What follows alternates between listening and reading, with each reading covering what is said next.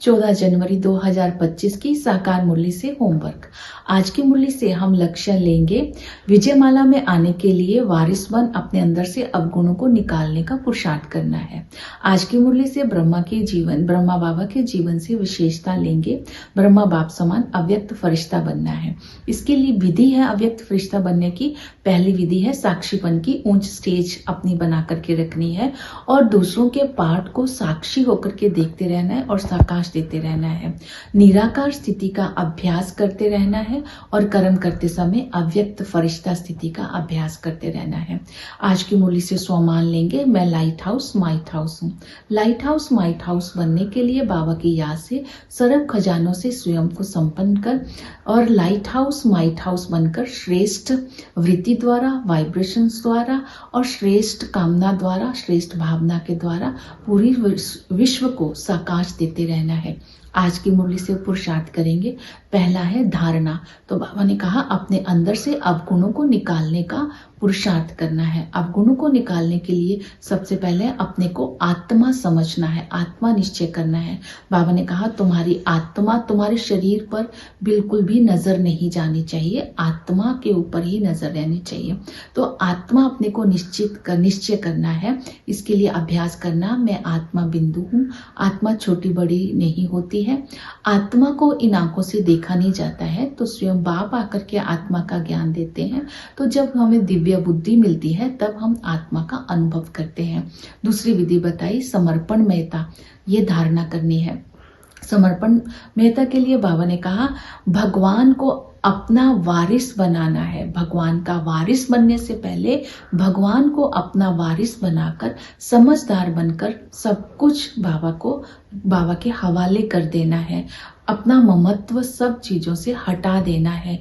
इस तरह की समर्पणता जितना हम करेंगे, जितना हम वारिस बनेंगे, तब हम विजयमाला में आ सकेंगे और ऊंच पद पा सकेंगे।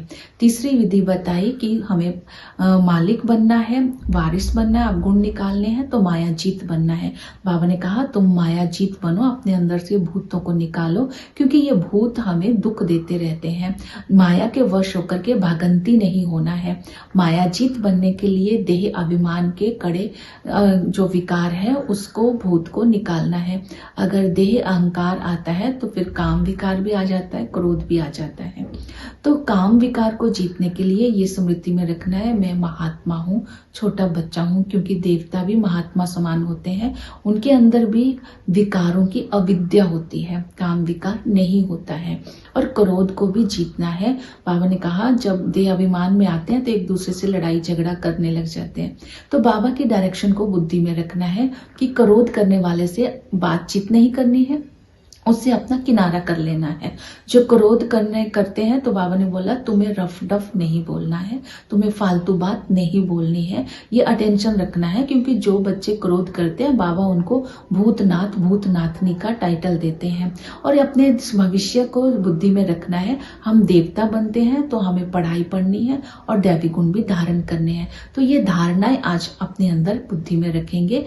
आत्मा का निश्चय करना है, माया जीत बनना है और समर्पणमयता अपने अंदर लानी है। फिर बाबा की याद में रहना है। तब हम अपने अंदर से दैवी गुणों को निकाल सकते हैं।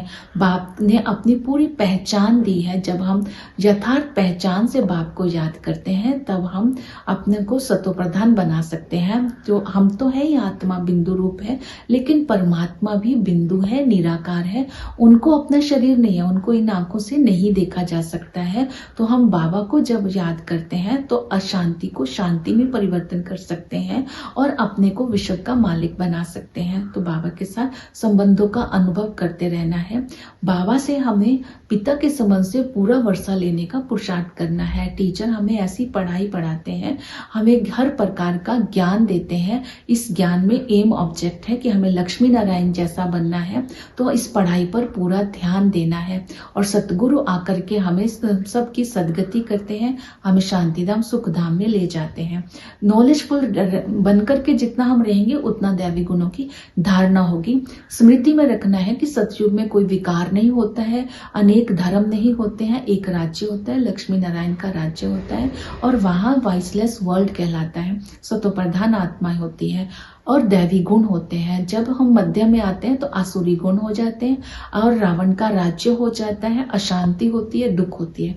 अंत में बाबा आकर स्मृति दिलाते हैं। प्रजापिता ब्रह्मा के द्वारा जब हम ब्रह्मा मुखवंशावली बनते हैं तो पावन बन करके हम वारिस बन करके अपने अंदर के अवगुणों को निकालकर पूरे वर्ष का अधिकारी बनते हैं। ओम शांति।